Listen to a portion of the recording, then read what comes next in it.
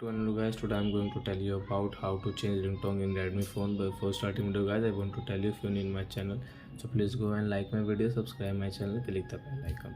So let's start video guys. First of all guys, open your setting app, then guys come on sound vibration guys, click here ringtone guys. So as I told you, you can select from here guys. Now you can, do you want to change guys? So guys, which ringtone do you like? Click here and listen, and then kung fu. So then guys, click here, applied successful. Our ringtone has changed guys in Redmi phone.